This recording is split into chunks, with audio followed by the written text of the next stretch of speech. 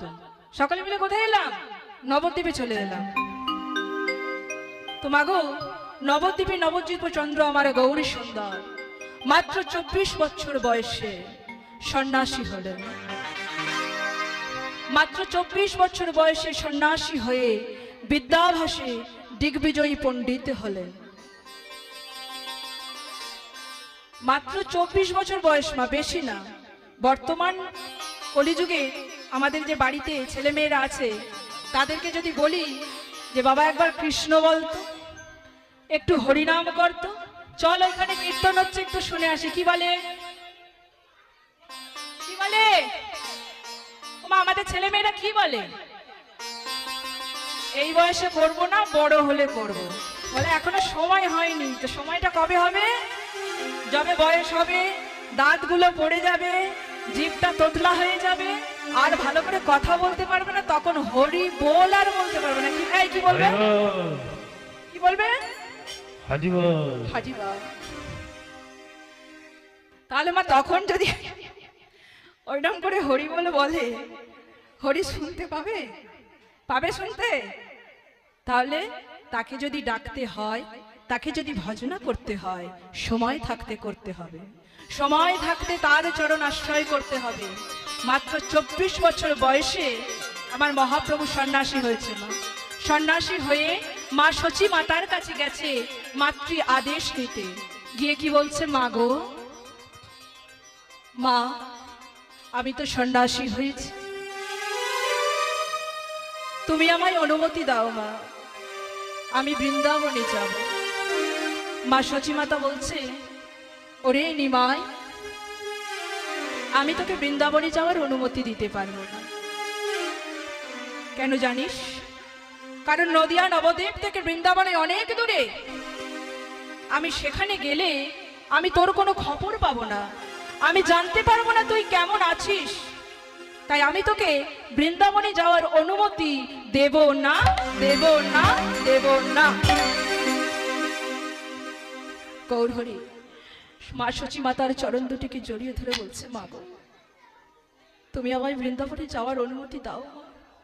আমি তো সন্ন্যাসী হয়েই গেছি, তুমি তো জানো মা, কৃষ্ণ ছাড়াই আমি আর কিছু জানি না, কৃষ্ণ ছাড়াই আমি আর কিছু বুঝি না। মা আমার যে এখানে আর মন টিকছে না, আমার এখানে থাকতে আর ভালো লাগছে না। মা তুমি আমায় অনুমতি দাও মা, দাও, আমি বৃন্দাবনে যাব। তুমি তো জানো মা, যে একবার সন্ন্যাসী হয়ে যায় সে আর যাই হোক ঘরে ফিরে যায় না। সচীমাতা সমস্ত কথা বুঝতে পেরে মনে মনে চিন্তা করছেন, তাই তো, এ কথা তো সত্য। যদি একটি বারে কেউ সন্ন্যাসী ধর্ম গ্রহণ করে সন্ন্যাসী হয়ে যায়, তবে সেই পুত্র, সেই সন্তান আর যাই করুক, সে কখনো ঘরে ফিরে আসে না। নিমাই শোন বাবা, আমি তোকে বৃন্দাবনে যাওয়ার অনুমতি দিতে পারবো না, তবে তুই যখন সন্ন্যাস ধর্ম গ্রহণ করেছিস, আমি তোকে অনুমতি দিলাম, তুই নীলাচলে বাস কর। নীলাচল কোথায় মা? বলুন মায়েরা, নীলাচল কোথায়? বাবারা বলুন, নীলাচল কোথায়? পুরী, পুরী, উড়িষ্যা। এক্ষুনি যদি বলতাম দীঘা কোথায়, হ্যাঁ, এক্ষুনি যদি বলতাম দীঘা কোথায়, সবাই আমি জানি দীঘা কোথায়। পুরী ধামে মা, পুরী ধামে, পুরী ধামের আরেক নাম হলো নীলাচল। মাতৃ আদেশ মাথায় নিয়ে মহাপ্রভু চলেছেন ওই নীলাচলের পথে। নীলাচলের পুরী ধামের মন্দিরের সামনে মহাপ্রভু এসে স্থান নিয়েছেন ওই পুরীর জগন্নাথ মন্দিরের সামনে। প্রত্যহ প্রভাত সময়ে, প্রভাতকালে প্রতিদিন মহাপ্রভু ওই জগন্নাথ মন্দিরের সামনে দাঁড়িয়ে মনের আনন্দে কৃষ্ণ নাম করে। প্রতিদিনের ন্যায় আজও মহাপ্রভু আমার ওই জগন্নাথ মন্দিরের সামনে দাঁড়িয়ে মহা আনন্দে কৃষ্ণ নাম করছে। আর কৃষ্ণ নাম জপ, কৃষ্ণ নাম করে যেই না নিজের পশ্চাতে তাকিয়েছে, দেখছে যে তার পশ্চাতে অগণিত ভক্ত দাঁড়িয়ে আছে। মহাপ্রভু ধীরে ধীরে সেই ভক্তের মাঝে গিয়ে বলছে, ভক্তগণ এত প্রভাতকালে তোমরা এসেছো জগন্নাথ দর্শন করার জন্য? ভক্তগণ বলেছে, দয়াময়, আমরা এসেছি জগন্নাথ দর্শন করার জন্য। তবে কি জানো প্রভু, তুমি যে জগন্নাথ দর্শন করছো সে হলো অচল জগন্নাথ, আর আমরা যে জগন্নাথ দর্শন করছি সে হলো সচল জগন্নাথ। নিতাই গৌর হরি বল। ভক্তগণ, আজ এই প্রভাত সময়ে তোমরা যখন সকলেই আমার কাছে এসেছো, আমার মনে এক বাসনা জেগেছে। কি বাসনা প্রভু?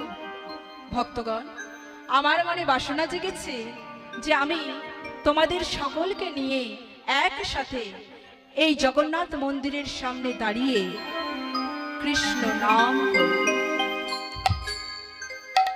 প্রভু, তুমি আমাদেরকে সাথে নিয়ে কৃষ্ণ নাম করতে চাও? এত বড় সৌভাগ্যের কথা প্রভু। কত মনি ঋষি যুগ যুগ ধরে তোমার সাধনা করে তোমার চরণে পায় না। কত যোগী মনি ঋষি দিনের পর দিন বছরের পর বছর তপস্যা করে যায় শুধু তোমার একটিবার দর্শন পাওয়ার জন্য, তারা পায় না। আমরা তো বড় সৌভাগ্যবান প্রভু। তোমার চরণ আশ্রয় করেছি যখন, তোমার মনের বাসনা নিশ্চয়ই পূরণ করব।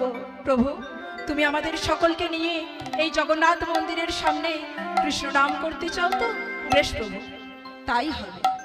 তোমাগো ওই জগন্নাথ মন্দিরের সামনে দাঁড়িয়ে সমস্ত ভক্তগণকে নিয়ে মহাপ্রভু আমার মহা আনন্দে কৃষ্ণ নাম করছে।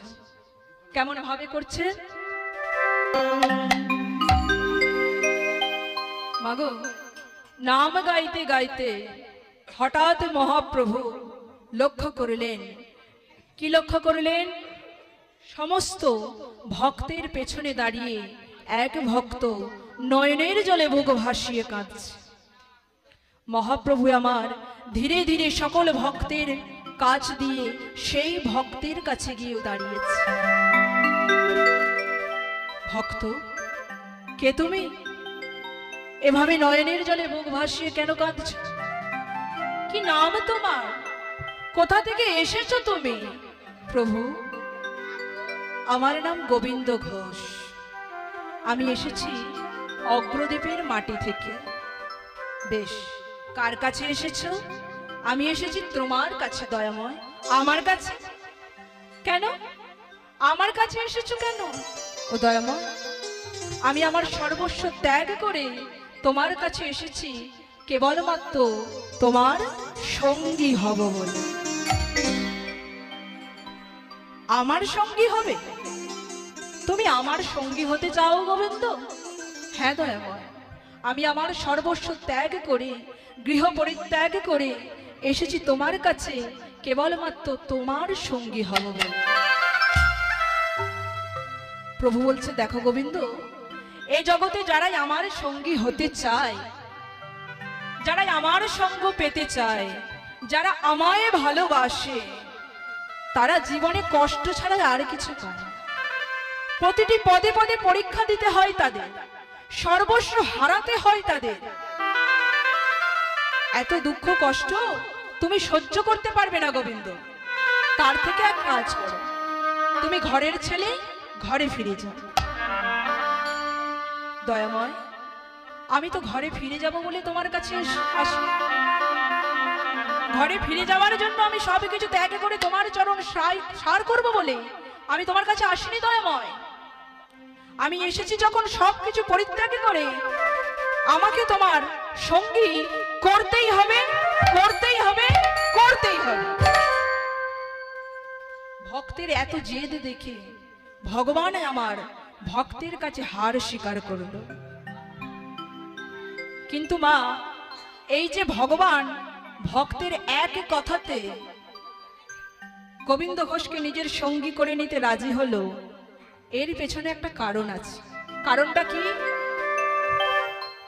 যাকে যুগ যুগ ধরে তপস্যা করে কেউ পায় না, বারবার ডাকলে তবুও তাকে দেখা পাওয়া যায় না, তার চরণ পাওয়া যায় না, সেখানে এই গোবিন্দ ঘোষ কে?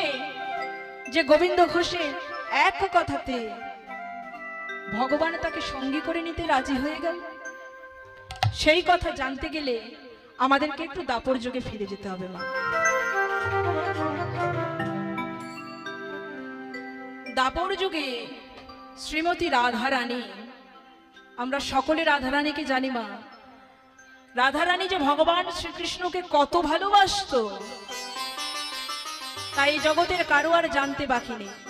হতে পারে ভগবান শ্রীকৃষ্ণের অনেক ভক্তই আছে যারা ভগবান শ্রীকৃষ্ণের জন্য প্রাণ দিতে দুবার ভাবেনি, হাজারো দুঃখ কষ্টের মধ্যে তার চরণ ছাড়া আর অন্য কিছু ভাবতে পারেনি। কিন্তু মাগো, রাধা রানীর মতো ভক্ত, রাধা রানীর মতো ভগবানকে ভালোবাসতে আর কেউ পারেনি। আপনারা বলুন না মা, আমরাও তো ভগবানকে ভালোবাসি, একটু হলেও ভালোবাসি তো কি মায়েরা? আমরা একটু হলেও ভগবানকে ভালোবাসি তো? দিলীপা দুটো নকুলদানা একটা বাতাসা, ভালো তো বাসি, ভালো তো বাসি, দুটো নকুলদানা দিত কি হবে? ভালোবাসি। কিন্তু আমার রাধারানীর মতো ভগবানকে ভালোবাসতে আর কেউ পারে না। আমরা বাহ্যিক জগতের ফল মূল মিষ্টান্ন কত কিছু সেবার সামগ্রী থাকে মা, নিয়ে ওই মন্দিরে যাই পূজা দিতে, কি মা? যাই তো, মন্দিরে পূজা দিতে যাই। ভগবান কি সেগুলো আদৌ গ্রহণ করে? আদৌ গ্রহণ করে? ওই যে বসে আছে ঠাকুর মশাই,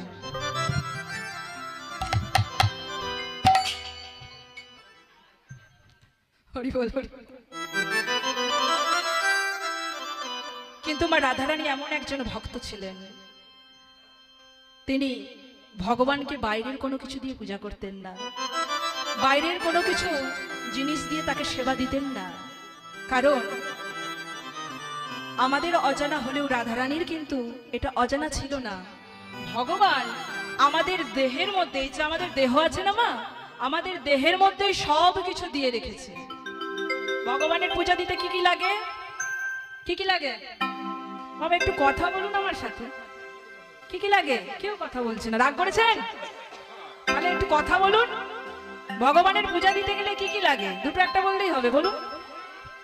গঙ্গা জল, ফুল আর ধূপ, অনেক কিছু লাগে, তুলসী পাতা, বেল পাতা, 2 টাকার নকুল। বাজারে ভালো জিনিস ওই একটাই আছে, 100 গ্রাম কিনলে 1 মাস। তো মাগো, দুটোর বেশি তিনটে না, দুটোর বেশি 3টে যদি পড়ে যায় আবার তুলে নিয়ে থাক, ওটা কালকে দেয়া হবে। ভগবানের জন্য বরাদ্দ ওই 2টো নকুলদানা, এর বেশি তুমি পাচ্ছ না, যতই কিছু দাও। কিন্তু মা রাধারানী আমাদের ভগবানকে সেবা দিতেন অন্তরের জিনিস দিয়ে। আমাদের ভেতরেও আছে, ভগবান আমাদেরকে সব দিয়ে রেখেছে। কি কি দিয়ে রেখেছে? রাধারানী ভগবানকে কি দিয়ে সেবা দিতেন দেখুন। একদিন রাধারানী ভগবানকে বলছে, ভগবান শ্রীকৃষ্ণকে, বধূ তুমি লীলা করো সমস্ত সখীগণের সাথে, তুমি তো বড় ক্লান্ত, বধূ তোমায় ক্লান্ত অবস্থায়, অবসন্নই অবস্থায় আর কোথাও যেতে হবে না। তুমি কোথায় থাকবে জানো বধূ? রাধে, আমি যে বড় ক্লান্ত, আমি কোথায় থাকবো বলো তো রাধে? শোনো বধূ, তোমাকে আমি এমন একটা জায়গায় রাখবো যেখানে তোমার সমস্ত ক্লান্তি দূরীভূত হয়ে যাবে। ভগবান শ্রীকৃষ্ণ রাধারানীকে প্রশ্ন করলেন, রাধে এমন কোন জায়গা আছে যেখানে তুমি আমাকে রাখলে আমার সমস্ত ক্লান্তি দূর হয়ে যাবে? রাধারানী তখন ভগবানকে বললেন, জানো বধূ, আজ নয়নে নয়নে আমার গোবিন্দের সাথে রাধারানীর কথোপকথন হচ্ছে। রাধারানী কি বলছে মা? রাধারানী বলছে, to the temple of my body, to the temple of my body, come Ghanashyam. জয় গৌর হরি বল। Kangala, my body, shine, Gonu shine. To the temple of my body come Ghanashyam. কি বলছেন বধূ, তোমায় আর কোথাও যেতে হবে না, to the temple of my body, তুমি আমার এই হৃদয় মন্দিরে এসে বিরাজ করো। আমার এই হৃদয়ের মধ্যে যে মন্দিরই আছে, আমার দেহ মাঝে যে মন্দির আছে, তুমি সেই মন্দিরে এসে বসো। তুমি এখানে এসে বসো প্রভু।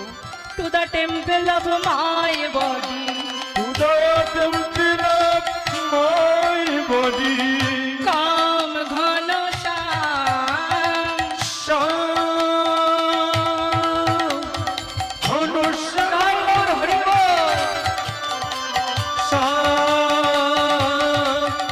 Gonu shine. ভগবান কৃষ্ণচন্দ্র রাধারানীকে বলছে, রাধে, তা আমি যে তোমার হৃদয় মন্দিরে গিয়ে বসবো, বিশ্রাম নেব, তা বিশ্রাম নেওয়ার জন্য তোমার ওই হৃদয় মন্দিরে তুমি আমার জন্য কি রেখেছো? কি রেখেছো? বলি খাট বিছানা সোফা এসি এসব আছে কিংবা, তাই তো? বিশ্রাম নেওয়ার জন্য অন্তত পক্ষে একটা খাট বিছানা সোফা এসির তো প্রয়োজন হয় না? রাধারানীকে বলছে এইসব রেখেছো তো? রাধারানী বলেছে, বধূ তুমি কোনো চিন্তা করো না, তোমার জন্য আমার হৃদয় মাঝে আমি যত্ন করে সব সাজিয়ে রেখেছি। কি রেখেছি জানো প্রভু? তবে শোনো। Mind is my fragrant flower, tear is my Ganga shower.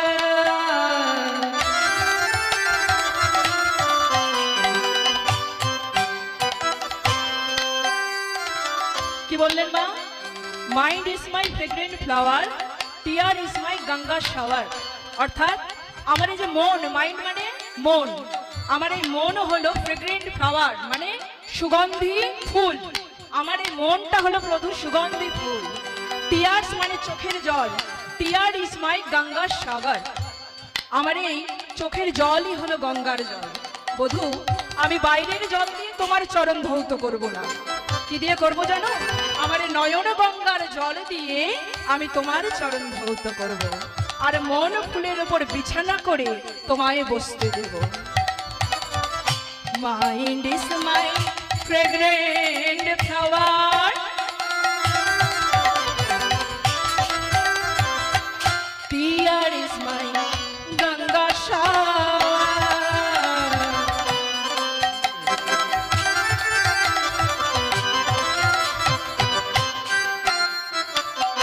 বধূ, আমি তোমার জন্য আমার হৃদয় মাঝে এত কিছু সাজিয়ে রেখেছি, তবু তুমি কেন দূরে আছো?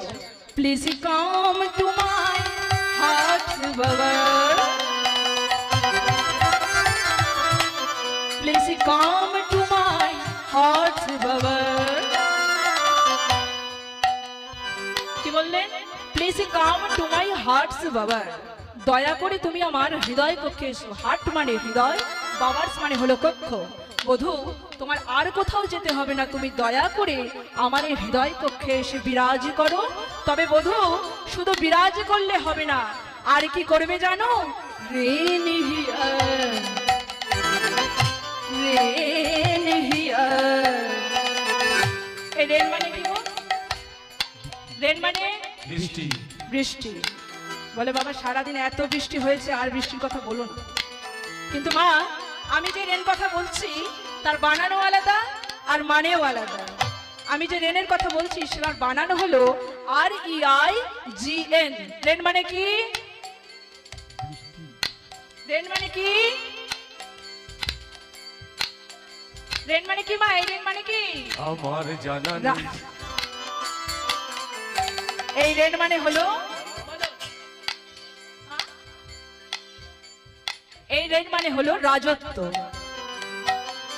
Please come to my hertz bower, reign here, reign here. ও শ্যাম শ্যাম ঘন শ্যাম শ্যাম ঘন শ্যাম। দেখুন মা, রাধারানী কত সুন্দরভাবে ভগবানের জন্য এত কিছু তার হৃদয় মাঝে রেখে দিয়েছে। To the temple of my body come Ghanashyam, temple of my body come Ghanashyam, temple of my body come Ghanashyam,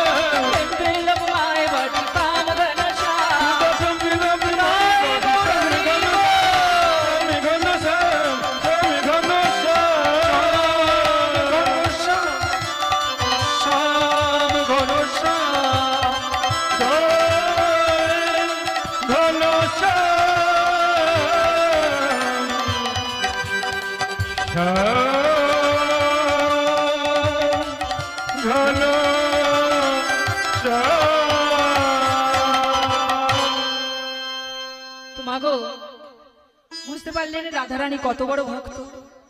তো একদিন শারদীয় পূর্ণিমা তিথিতে, যেদিন ভগবান আমার সমস্ত ব্রজগোপীদের নিয়ে ওই রাস মঞ্চে রাস করেছিলেন, সেদিন কি হয়েছিল মা?